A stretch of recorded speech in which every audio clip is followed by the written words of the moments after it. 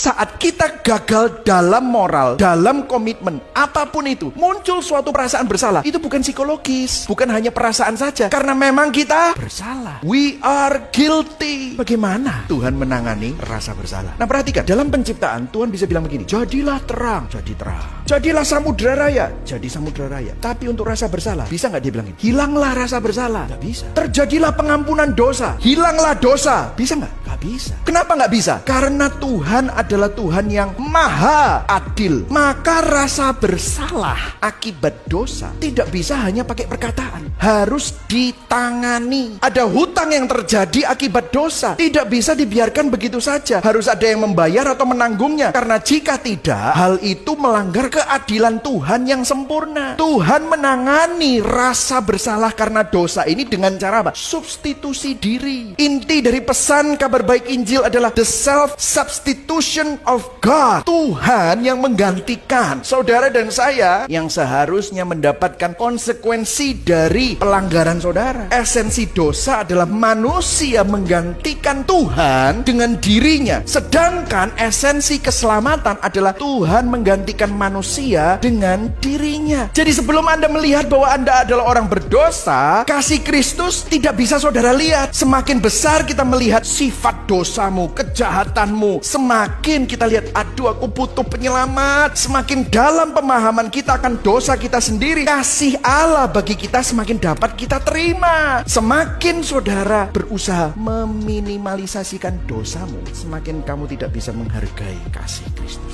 Sadarkah kita betapa rentannya kita untuk berdosa, betapa jauh kita jatuh, namun betapa besar anugerahnya dalam menyelamatkan kita melalui kematian dan kebangkitan Yesus. Berikan tepuk tangan buat Tuhan. Itu besar, besar, besar sekali. Mengapa kita harus terus memandang dan merenungkan dengan sungguh perbuatan substitusi Yesus yang luar biasa di kayu salib? Perhatikan saudara, di salib Yesus bertukar tempat dengan kita.